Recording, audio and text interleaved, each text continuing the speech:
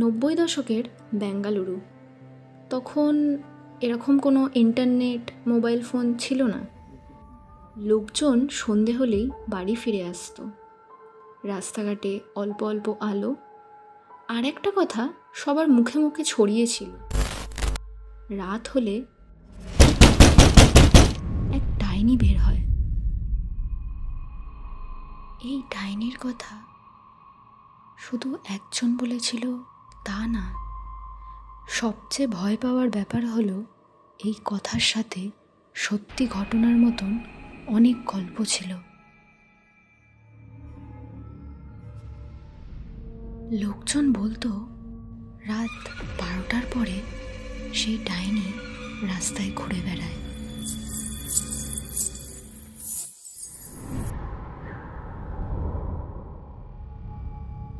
সে আপনার বাড়ির দরজায় নক করে,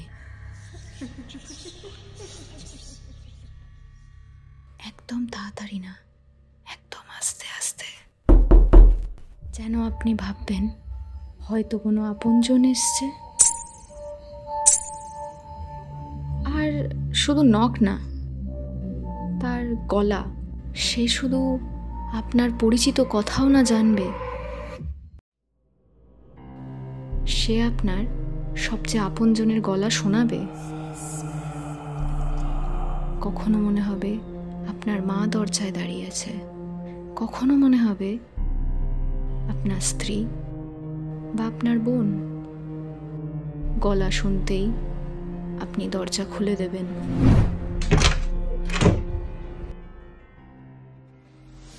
আর একবার দরজা খুলে দিলেই শেষ। কোনো কেউ আর তারপর দেখা যায় না, যেন হাওয়ার সাথে সাথে সবাই ঘুম হয়ে গেল।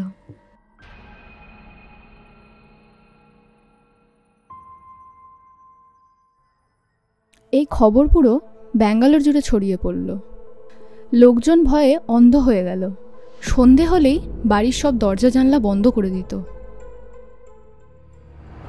তারপর একদিন একটি বউ রাতের বেলা তার মায়ের গলা শুনে দরজা খুলে দিল।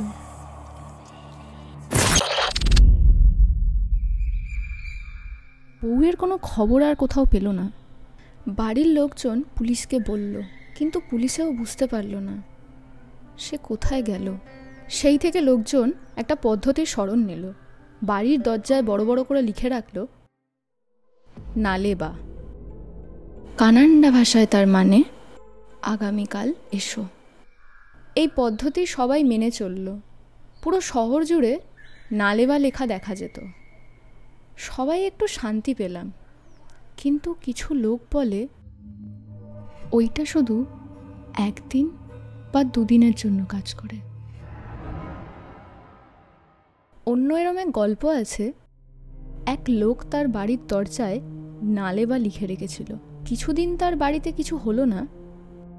কিছু দিন কেটে 3 রাত্রি পর তার দরজায় আবার নক হলো।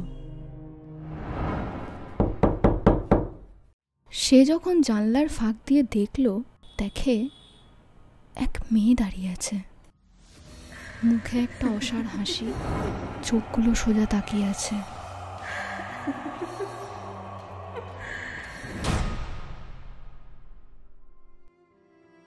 লোকটি সেই রাতে শরীরে বড় অসুখ নিয়ে চলে গেল। অনেকে মানে, আর কিছু উইটনেসও বলে, তারা রাস্তাঘাটে এক মেয়েকে দেখেছে। সাদা শাড়ি পরা, লম্বা চুল, আর তার পদচিহ্ন মাটিতে নাকি দেখা যায় না।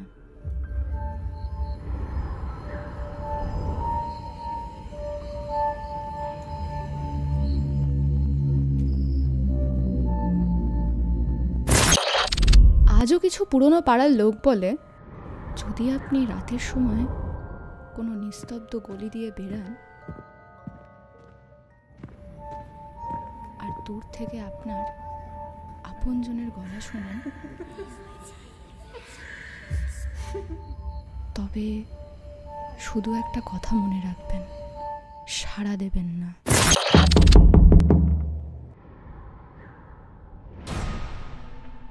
হয়তো আজ রাতে সে আপনার বাড়ির সামনে দাঁড়িয়ে আছে,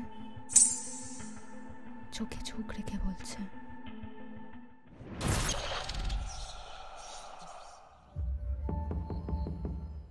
দরজা খোলো।